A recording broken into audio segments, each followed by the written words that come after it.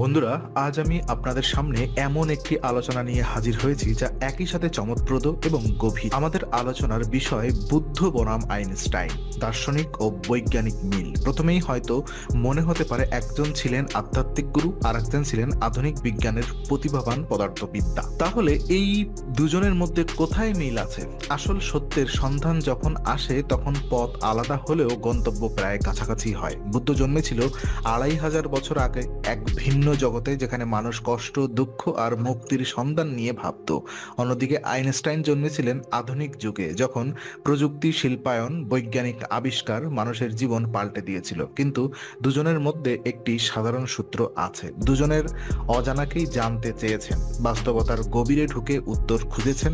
বুদ্ধ বলেছিলেন সবকিছু পরিবর্তনশীল, সবকিছু পরস্পর নির্ভরশীল, আর আইনস্টাইন বলেছিলেন সময় ও স্থান নির্দিষ্ট নয়, বরং আপেক্ষিক। ভাবুন তো, একজন ধ্যানমগ্ন সন্ন্যাসী ও একজন পদার্থবিদ, দুজনের কথাই আসলে একই সারমর্ম বহন করছে। বাস্তবতা স্থির নয়, বরং পরিবর্তনশীল ও সম্পর্ক নির্ভর।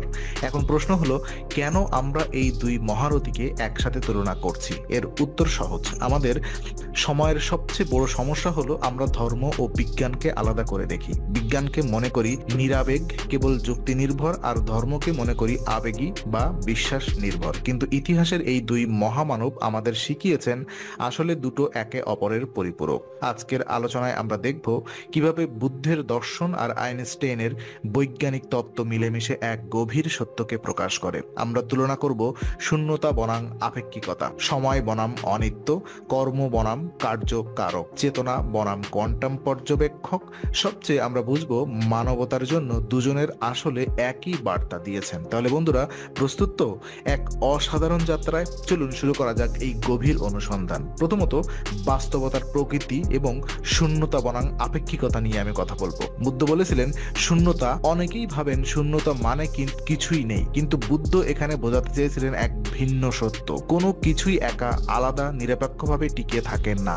সবকিছুই পরস্পরের উপরে নির্ভরশীল। আপনি যদি একটি ফুল দেখেন, সেই ফুলের ভেতরে আছে মাটি, জল, আলো, বাতাস।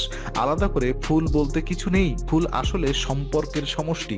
আইনস্টাইন বলেছিলেন সময় ও স্থান আলাদা নয়, বরং তারা একে অপরের সাথে জড়িত ও নির্ভরশীল। তারা আপেক্ষিকতার তত্ত্ব আমাদের শিখিয়েছেন ভর, শক্তি, স্থান ও সময় সবই একে অপরের সাথে সম্পর্কযুক্ত। যেমন একটি ভারী গ্রহ তার চারপাশের সময় ও স্থানকে বাঁকিয়ে দেয়, ফলে বাস্তবতা স্থির নয়, বরং পারস্পরিক নির্ভরতার গড়ে ওঠে এক জটিল নকশা। এখন ভাবুন, দুজনের কথায় মিল কোথায়? বুদ্ধ বলেছেন আমি বলে কিছু নেই, সবকিছু পরস্পর নির্ভরশীল। আর আইনস্টাইন বলেছিলেন অ্যাবসুলেট টাইম বলে কিছু নেই, সব আপেক্ষিক। দুজনের আসলে এক গভীর সত্য প্রকাশ করেছেন। বাস্তবতা আমাদের কল্পনার মতো স্থির নয়, বরং সম্পর্ক আর নির্ভরতার ভেতরেই তার অস্তিত্ব। একটি নদীর উদাহরণ নিই। আপনি কখনো একই নদীতে দুইবার নামতে পারবেন না, কারণ নদীর জল প্রতিনিয়ত বদলাচ্ছে। বুদ্ধ এটাকেই বলেছিলেন অনিত্যতা। আইনস্টাইন বলেছিলেন সময়ও সেই নদীর মতো, যা প্রসারিত হয়, সংকুচিত হয়। তাহলে কি বুদ্ধ ছিলেন প্রথম কোয়ান্টাম দার্শনিক? হয়তো তাই, কারণ আধুনিক পদার্থবিদ্যার কোয়ান্টাম থিওরিও বলে বাস্তবতা স্থির নয়, তা নির্ভর করে পারস্পরিক সম্পর্ক আর পর্যবেক্ষণের উপরে। বন্ধুরা, এখানে একটা প্রশ্ন আমি আমাদের রেখে যাচ্ছি আপনাদের কাছে। যদি বুদ্ধ বলেছিলেন সবকিছু পারস্পরিক নির্ভরশীল আর আইনস্টাইন বললেন সময় এবং স্থানও নির্ভরশীল, তাহলে কি আমরা ভুল করেছি যখন ভাবি বিজ্ঞান ও দর্শন আলাদা? কথা বলবো সময় এবং অনিত্য নিয়ে। বৌদ্ধ দৃষ্টি বনাম আইনস্টাইনের দৃষ্টি। বুদ্ধ বলেছিলেন সবকিছু অনিত্য, সবকিছু পরিবর্তনশীল। পৃথিবীর কোনো বস্তু, কোনো অনুভূতি, এমনকি কোনো চিন্তাও স্থির নয়, সবই পরিবর্তনশীল ধারা। এটাই অনিত্যতার শিক্ষা। আইনস্টাইন বলেছেন সময় একেবারেই স্থির নয়, সময় আসলে প্রসারিত হয়, সংকুচিত হয়, নির্ভর করে বেগ ও মধ্যাকর্ষণের উপরে। উদাহরণস্বরূপ, মহাকাশে দ্রুতগামী একজন মহাকাশচারী পৃথিবীতে থাকা ভাইয়ের চেয়ে কম বয়সী হয়ে ফিরে আসে। ভাবুন তো, বুদ্ধের ধ্যানরত ভিক্ষু যখন সময়কে ধীর বা দ্রুত অনুভব করেন, আর আইনস্টাইনের তত্ত্ব যখন বলে সময় ভিন্নভাবে প্রবাহিত হয়, তাহলে কি দুজনের কথার মধ্যে আশ্চর্য মিল নেই? এখন প্রশ্ন আসে, আমরা প্রতিদিন সময়কে মাপি ঘড়ির কাঁটায়, কিন্তু সময় কি আসলেই কেবল ঘড়ির কাঁটা, নাকি এক গভীর অভিজ্ঞতা বা পরিবর্তনশীলতা? বুদ্ধ বলেছেন, অথবা বুদ্ধ সময়কে দেখেছিলেন অভিজ্ঞতার ভেতর দিয়ে, যেখানে সব সবকিছু জন্ম নিচ্ছে, পরিবর্তিত হচ্ছে, মরে যাচ্ছে। আইনস্টাইন সময়কে দেখেছিলেন মহাজাগতিক মাত্রায়, যেখানে সময়, বাঁকাচোরা, আপেক্ষিক দুজনের শিক্ষার মিল আমাদের সামনে নতুন দিগন্ত খুলে দেয়। সময়ের আসল প্রকৃতি হয়তো বিজ্ঞান ও দর্শনের মাঝেই লুকিয়ে আছে। দেখে নিব কার্যকারক বনাম কর্ম, পদার্থবিদ্যার সূত্র এবং বৌদ্ধ দর্শন। বন্ধুরা, এবার আসি এমন একটি জায়গায় যা বিজ্ঞান ও দর্শনের সবচেয়ে বড় সংযোগ ঘটায়, সেটা হলো কার্যকারক এবং পদার্থবিদ্যার সূত্র, অর্থাৎ কজেস অ্যান্ড এফেক্ট। বুদ্ধ বলেছিলেন ডিপেন্ডেন্ট অরিজিনেটেড। এর মানে হলো পৃথিবীতে কোনো কিছুই স্বতন্ত্র অস্তিত্ব নেই, যা কিছু ঘটছে তা অন্য কিছুর কারণে ঘটছে। যেমন বৃষ্টি হলে নদী ভরে যায়, নদী ভরলে কৃষকের ফসল জন্মায়, আর ফসল জন্মালে মানুষ বেঁচে থাকে। প্রতিটি ঘটনার সঙ্গে আর একটি ঘটনার যোগসূত্র আছে, এটিই কর্মসূত্র।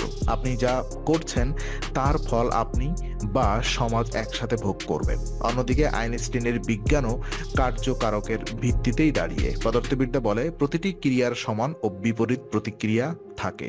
নিউটনের সূত্র হোক বা আইনস্টাইনের আপেক্ষিক তত্ত্ব, সব কার্যকারক সম্পর্ক ব্যাখ্যা করে। এমনকি কোয়ান্টাম ফিজিক্সও, যদি তা অনেক বেশি অদ্ভুত ও অনিশ্চিত, তবুও পরিসংখ্যানের ভিত্তিতে কার্যকারক মনে রাখে। এখন ভাবুন তো, বুদ্ধ যখন বলছেন যেমন বীজ বপন করবে তেমন ফল ফলবে, তিনি কি আলাদা কোনো ধর্মীয় কথা বলেছেন, নাকি আধুনিক বিজ্ঞানের কার্যকারক সূত্রই অন্য ভাষায় প্রকাশ করেছেন? একবার ভেবে দেখুন, যদি আপনি রাগ করেন, সেই রাগ আপনার শরীরে হরমোনাল পরিবর্তন ঘটায়, আপনার মানসিক শান্তি নষ্ট করে, এটি তো কার্যকারক।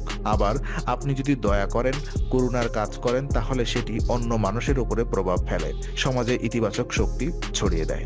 আইনস্টাইন একবার বলেছিলেন, God doesn't play dice with the universe. তিনি বোঝাতে চেয়েছিলেন মহাবিশ্বে কোনো ঘটনাই অকারণে ঘটে না, প্রতিটি ঘটনার পেছনে কোনো না কোনো কারণ থাকে। এটাই আসলে কর্মসূত্রের সঙ্গে মিলে যায়।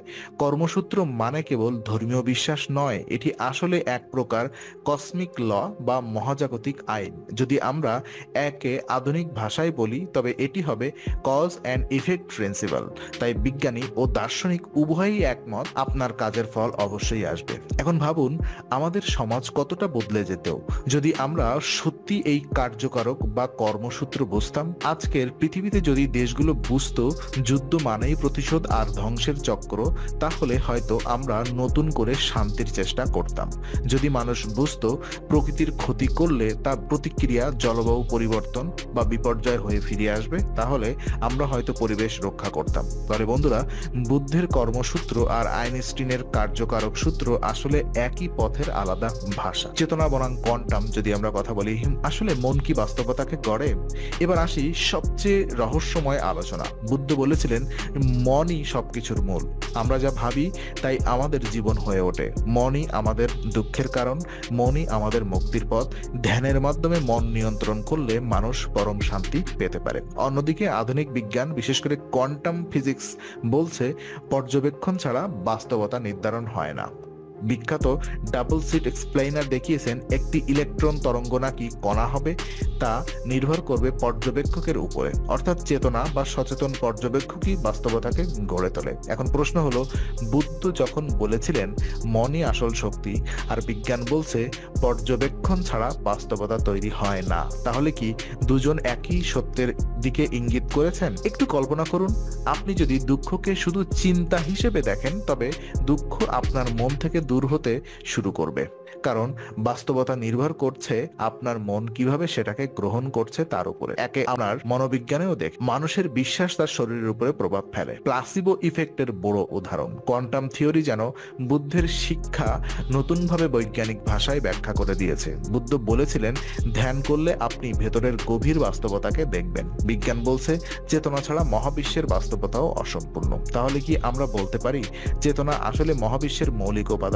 আইনস্টাইন এই জায়গায় দ্বিধা ছিলেন, কিন্তু আধুনিক অনেক পদার্থবিদ যেমন জন হুইলার, রজার পেনরোজ মনে করেন চেতনা ছাড়া বাস্তবতা বোঝা অসম্ভব। বন্ধুরা, ভাবুন তো, যদি সত্যি মন বাস্তবতাকে গড়ে তোলে, তাহলে আমাদের দায়িত্ব কত বড়। আমাদের চিন্তা, আমাদের দৃষ্টিভঙ্গি আসলে মহাবিশ্বেরই অংশ। নৈতিকতা বনাম মানবতা, অর্থাৎ বুদ্ধের করুণা ও আইনস্টাইনের সতর্কতা। দেখুন, বুদ্ধের মূল শিক্ষা ছিল দুঃখ থেকে মুক্তি, আর মুক্তির পথ হলো করুণা, মৈত্রী আর অহিংসা। তিনি বলেছিলেন অন্যকে আঘাত করলে তাহলে আপনি নিজেই আঘাত করছেন। তার ধর্ম কেবল আধ্যাত্মিক মুক্তির পথ নয়, বরং সামাজিক ন্যায় বিচার, সমতা এবং মানবতার পথ। আইনস্টাইনও তার বৈজ্ঞানিক প্রতিভা দিয়ে পৃথিবীকে সতর্ক করেছিলেন। তিনি আপেক্ষিকতার তত্ত্ব দিয়ে মহাবিশ্বের রহস্য উন্মোচন করেছিলেন, কিন্তু একই সঙ্গে পারমাণবিক তত্ত্বের অথবা পারমাণবিক অস্ত্রের ভয়ও তিনি উপলব্ধি করেছিলেন। তিনি বলেছিলেন, our world is threatened by the misuse of science, অর্থাৎ বিজ্ঞান যদি নৈতিকতার সঙ্গে যুক্ত না থাকে তবে তা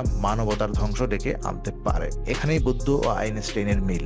বুদ্ধ নৈতিকতা দিয়ে সমাজকে শান্তির পথ দেখালেন, আর আইনস্টাইন বিজ্ঞানের শক্তিকে নৈতিকতার সাথে যুক্ত করার প্রয়োজনীয়তা তুলে ধরলেন। দুজনেই মানবতাকে বাঁচানোর জন্য এক সতর্কবার্তা দিয়েছিলেন। আর আজকের পৃথিবীতে যখন আমরা দেখি যুদ্ধ, লোভ, বৈষম্য, তখন বুদ্ধের করুণা আর আইনস্টাইনের সতর্কতা যেন আমাদের কানে ধ্বনিত হয়। দুজনেই বার্তা একই, মানবতাকে রক্ষা করো। তো বন্ধুরা, এখন আসি আমাদের আজকের দীর্ঘ আলোচনার উপসংহার। আমরা দেখেছি বুদ্ধ বললেন শূন্যতা, আইনস্টাইন বললেন আপেক্ষিকতা। বুদ্ধ বললেন অনিত্য, আইনস্টাইন বললেন সময় প্রসারিত হয়। বুদ্ধ বললেন কর্ম, আইনস্টাইন বললেন কার্যকারক। বুদ্ধ বললেন মনই সব, বিজ্ঞান বলল পর্যবেক্ষণ ছাড়া বাস্তবতা নেই। দুজনের শেষ পর্যন্ত মানবতার প্রতি দায়িত্বের বার্তা দিলেন। দুজনের সময়, ভাষা, প্রেক্ষাপট আলাদা হলেও গন্তব্য এক। তারা দুজনেই আমাদের শিখিয়েছেন বাস্তবতা কখনো সরল নয়, সবকিছুই পরিবর্তনশীল, সম্পর্ক নির্ভর এবং আমাদের চেতনার ভেতর দিয়ে গঠিত।